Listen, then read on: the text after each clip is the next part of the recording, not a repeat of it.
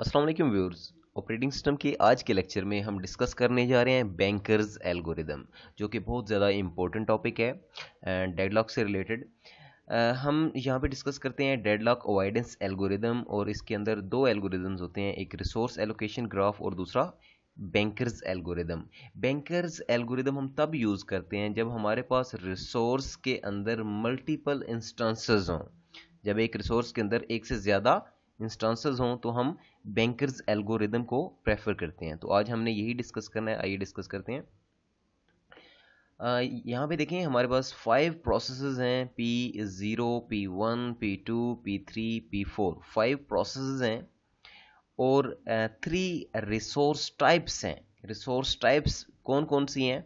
ए, B और सी, ये 3 different types हैं। आप ऐसे समझ लें, ए जो है ये प्रिंटर है, बी एक डिस्क है और सी जो है ये स्कैनर है। आप ऐसे सपोज कर लें कि ये हमारे पास डिफरेंट रिसोर्स टाइप्स हैं। अब इसके अंदर यहाँ पे लिखा हुआ है 10 इंस्टांसेस, ए के 10 इंस्टांसेस हैं। इससे क्या मुराद है? अगर ए हमारे पास प्रिंटर टाइप है या रिसोर्स टाइप है तो 10 इंस्टांसेस से क्या मुराद है कि इसके अंदर 10 प्रिंटर होंगे। ये टाइप तो प्रिंटर की है लेकिन इसमें कितने प्रिंटर पड़े हुए हैं? 10। ये इंस्टांसेस हमें ये बताते हैं कि हमारे पास यहाँ पे 10 प्रिंटर हैं। सेकंड, हमने ये एग्जांपल ली थी कि ये जो बी है ये हमारे पास डिस्क है, तो 5 इंस्टांसेस से क्या मुराद कि हमारे पास 5 डिस्क्स हैं जिनको हम यूटिलाइज कर सकते हैं। इसके अलावा यहाँ पे सी को हमने स्कैनर अज्यूम किया था, तो 7 इंस्टांसेस से क्या मुराद है कि हमारे पास 7 स्कैनर्स हैं जिनको हम यूज़ कर सकते हैं। उम्मीद है आप इस बात को समझ गए होंगे कि रिसोर्स टाइप क्या है और इंस्टांसेस क्या हैं। तो यहाँ पे देखें इस टेबल के अंदर, ये टेबल आपको ऐसे ही गिवन होता है और फिर आपसे कुछ डिमांड किया जाता है, जैसे ये नीड वाले कॉलम्स को फिल करना होता है और फिर आपने एक सेव सीक्वेंस निकालनी होती है। अच्छा, यहाँ पे सेव और अनसेव हमारे पास दो टर्म्स हैं। सेव का मतलब है कि एक ऐसी सीक्वेंस हमारे पास बनेगी जिसमें तरतीब होगी आपके प्रोसेसेस की। अगर उनको उसी तरतीब से चलाया जाए तो कोई डेडलॉक नहीं आता। और अनसेफ कंडीशन ऐसी कंडीशन होती है जिसमें कहीं ना कहीं कोई डेडलॉक आ सकता है। ओके, हम देखते हैं यहाँ पे जो फर्स्ट कॉलम है उसमें ये प्रोसेस लिखे गए हैं। फिर हमारे पास सेकंड जो है एलोकेशन, इसमें एलोकेशन किसकी? फर्स्ट रिसोर्स, सेकंड रिसोर्स और थर्ड रिसोर्स। फिर मैक्सिमम नीड का मतलब है कि ज़्यादा से ज़्यादा किसी एक रिसोर्स की किसी एक प्रोसेस को कितनी ज़्यादा ज़रूरत पड़ सकती है। फिर अवेलेबल है कि हमारे पास करंटली अवेलेबल कितने हैं, और फिर हम इसकी बात करते हैं नीड के मतलब मज़ीद हमें कितने ज़रूरत पड़ेंगे। तो हम इसको कैलकुलेट करेंगे, लेकिन उससे पहले एलोकेशन पे थोड़ा फोकस करते हैं कि एलोकेशन क्या है। ए बी सी, और यहाँ पे हम अगर देखें प्रोसेस जो है P0, इसमें ए की बात करें तो ए रिसोर्स टाइप में इसने कितने लिए? यहाँ पे इस 0 लिखा हुआ है तो इसका मतलब इसने ए में से कुछ नहीं लिया। अगर बी में से देखा जाए तो इसने एक जो है वो रिसोर्स गेन किया है, इसने एक रिसोर्स होल्ड कर लिया, और सी में से भी इसने कुछ नहीं लिया। इसका मतलब क्या है? एलोकेशन इसमें होल्ड कर लिया है। P0 ने यहाँ से कोई कुछ रिसोर्स होल्ड नहीं किया, बी का एक रिसोर्स होल्ड किया और सी का भी कोई रिसोर्स होल्ड नहीं किया। अगर हम बात करें P1 की, तो P1 ने ए में से 2 रिसोर्स होल्ड कर लिए, बी में से कुछ नहीं लिया और सी में से भी कुछ नहीं लिया। अगर हम बात करते हैं P2 की, तो 3 रिसोर्सेज इसने ले लिए हैं ए के, और फिर बी का कोई रिसोर्स नहीं लिया और 2 रिसोर्सेज इसने लिए इंस्टेंस सी सॉरी रिसोर्स टाइप सी में से। ओके, उसके बाद हम P3 की बात करते हैं तो इसने 2 रिसोर्स ले लिए ए के और एक रिसोर्स लिया बी का, और एक जो है सी का इसने रिसोर्स या इंस्टेंस ले लिया। फिर इसी तरह हम बात करते हैं P4 की। P4 ने ए रिसोर्स में से कुछ नहीं लिया, बी में से भी कुछ नहीं लिया और सी रिसोर्स में से 2 इंस्टांसेस ले लिए हैं।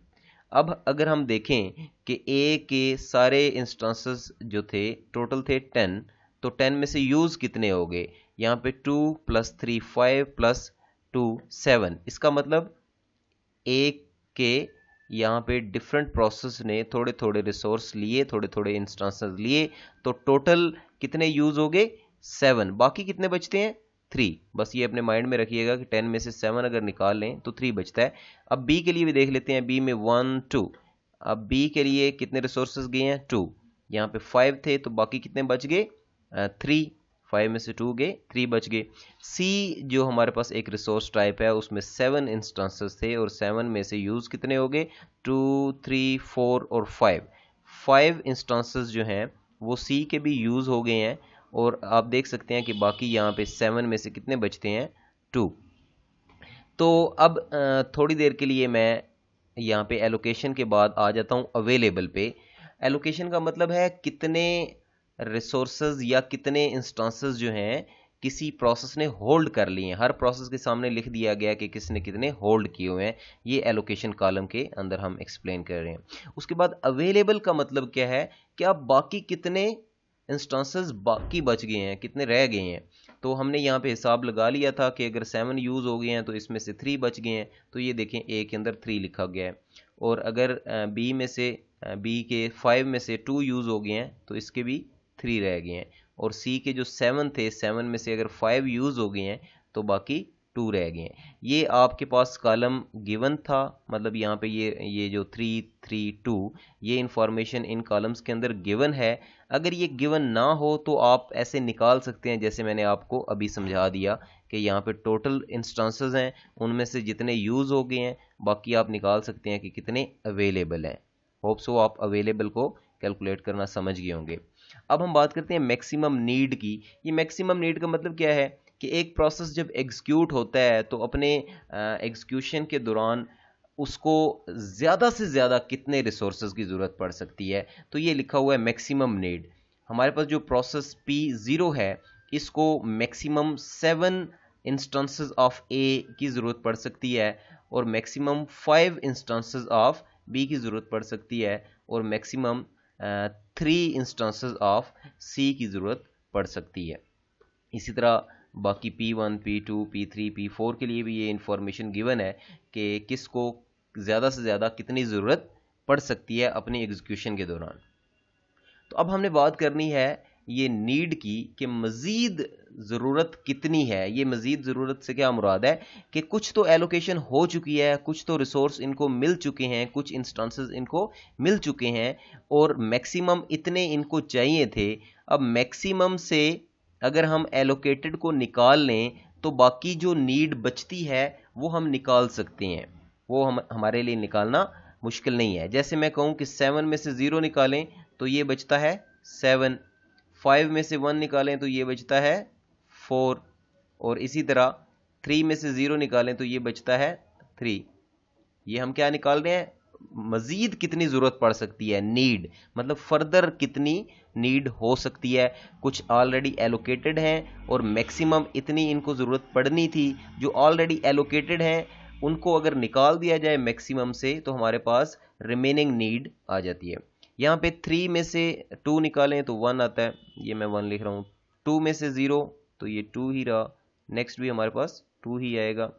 यहाँ पे देखिए 9 में से 3 निकालें तो हमारे पास आता है 6।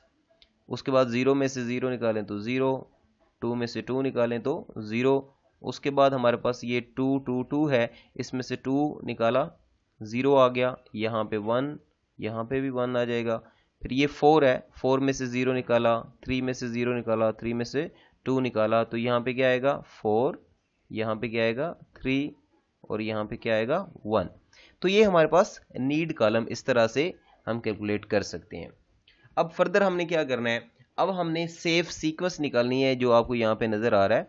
सेफ सीक्वेंस का मतलब ये होता है कि हम कोई ऐसी तरतीब निकालें, कोई ऐसी मतलब सीक्वेंस निकालें कि जिस सीक्वेंस से इन प्रोसेसेस को चलाया जाए और उनमें डेड लॉक ना आए। सबसे पहले मैं P0 को चलाऊं, फिर 1 को चलाऊं, फिर 2 को चलाऊं, फिर 3 को चलाऊं, फिर 4 को चलाऊं, तो ये सीधी सीधी सीक्वेंस बन जाती है।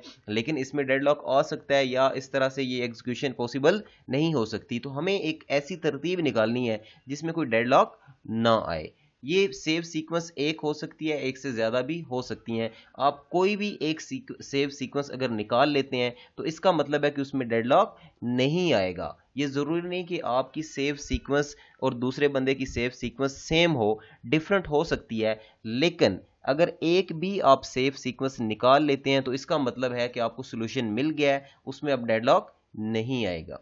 अगर आपको एक भी सेव सीक्वेंस नहीं मिलती तो फिर उसके अंदर डेडलॉक है और आप उसको एग्जीक्यूट नहीं कर सकते। देखिए यहां पे हमें करना क्या है, हमें सबसे पहले यहां पे प्रोसेस, जो फर्स्ट प्रोसेस है P0, उसको देखना है और यहां पे चेक करना है कि इसको क्या क्या रिसोर्सेज चाहिए और कितने रिसोर्सेज चाहिए। इसको A B C तीनों रिसोर्सेज में से यहाँ पे 7A के लिए, 4B के लिए और 3C के लिए चाहिए। अगर इतने इसको ज़रूरत हो और हमारे पास जो अवेलेबल हैं वो इतने हों, मतलब 332 हों, तो क्या इसकी नीड को फुलफिल किया जा सकता है? ये जो फर्दर इसकी नीड है, क्या इसको फुलफिल किया जा सकता है? नहीं, इसको फुलफिल नहीं किया जा सकता। इसका मतलब हमारे पास जो P0 है वो अभी हम करंटली नहीं चला सकते, बाद में देखेंगे कि उसको चलाया जा सकता है या नहीं। हम बात करते हैं P1 की, तो P1 के लिए हमारे पास जो नीड है वो है 1 2 2, मतलब इतने अगर मजीद इसको मिल जाएं तो इसको चलाया जा सकता है। और हमारे पास अवेलेबल कितने हैं? अवेलेबल हैं हमारे पास 3 3 2। तो क्या नीड पूरी होती है? यस, 3 में से 1 ले लिए, 3 में से 2 ले लिए, 2 में से 2 ले लिए, तो ये नीड पूरी हो जाती है। इसका मतलब हम P1 को एग्जीक्यूट कर देंगे। तो मैंने सेव सीक्वेंस में पहला नाम किसका लिख दिया? P1 का, कि हम एक तरतीब बना रहे हैं और पहले नंबर पे हम P1 को चला सकते हैं। अवेलेबल रिसोर्सेज में से इसकी जो नीड है वो पूरी हो सकती है।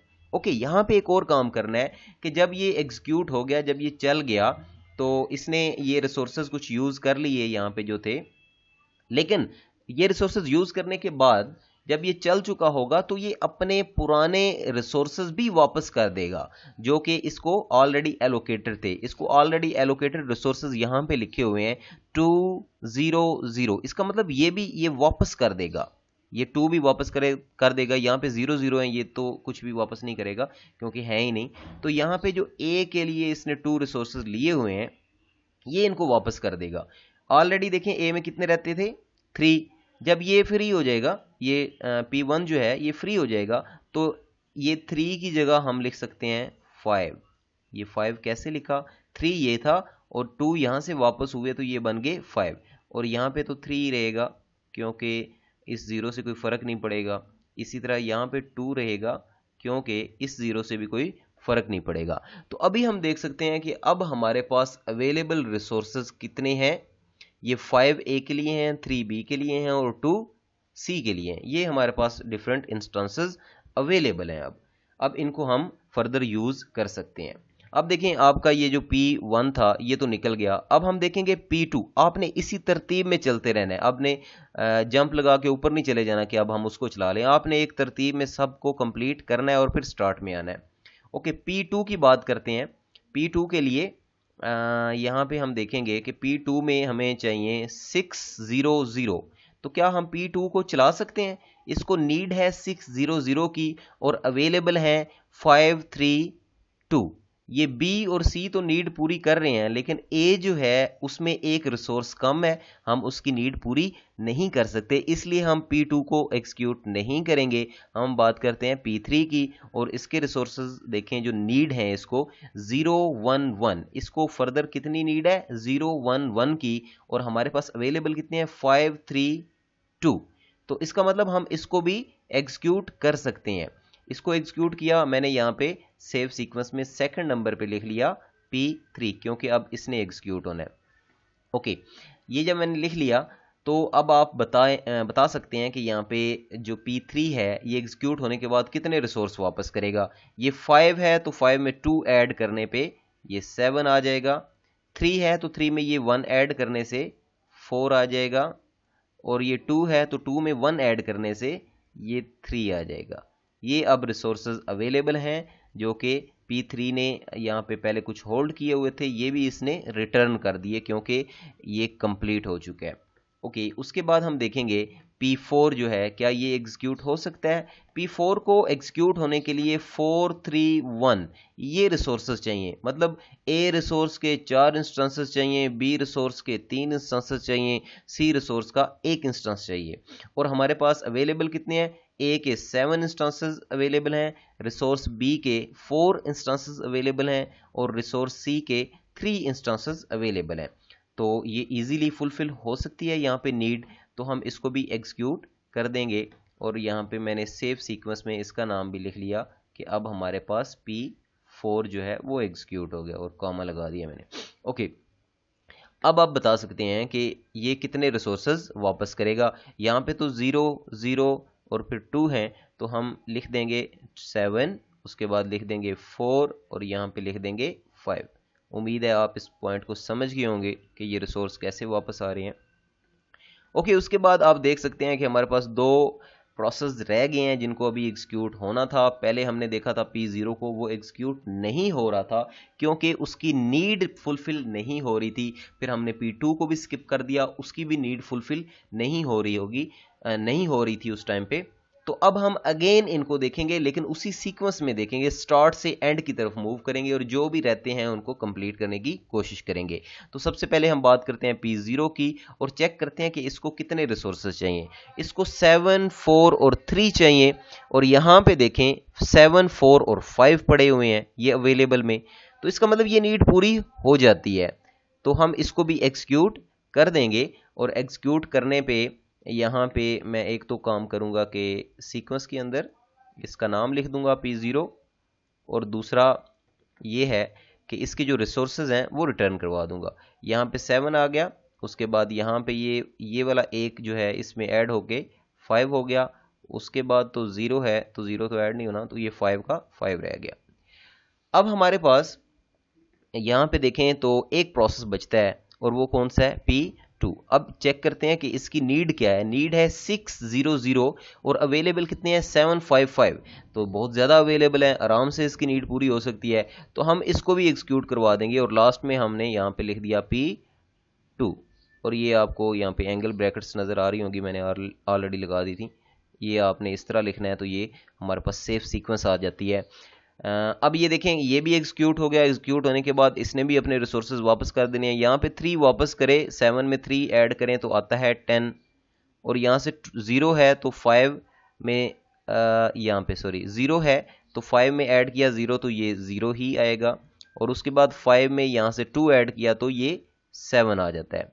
तो यहाँ से आप ये भी देख सकते हैं कि हमारे पास जो अब रिसोर्स अवेलेबल हैं और जो स्टार्ट में हमारे पास रिसोर्स के इंस्टेंसेस थे, ये देखें 10, उसके बाद 5 और उसके बाद 7 और यहाँ भी 10 5 और 7। इसका मतलब सारे प्रोसेस एग्जीक्यूट हो गए हैं और जो रिसोर्सेज स्टार्ट में हमारे पास थे वो सारे अब अवेलेबल हैं। और यहाँ पे जो सेव सीक्वेंस है इसमें ये लिखा हुआ है कि P1 को पहले चलाना है, फिर P3 को चलाना है, फिर P4 को चलाना है, उसके बाद P0 को चलाना है और उसके बाद P2 को चलाना है। तो फिर कोई डेडलॉक नहीं आएगा, आराम से आप सारे प्रोसेस को बड़े सुकून से चला सकते हैं। तो ये था बैंकर एल्गोरिदम। बहुत सिंपल है, बहुत आसान है। अगर आप थोड़ा सा समझ के इसको करें तो इसमें कोई मुश्किल बात नहीं है, इंतहाई इजी टॉपिक है। उम्मीद है आपको समझ आ चुका होगा। अपना बहुत सारा ख्याल रखिएगा। अल्लाह हाफिज़।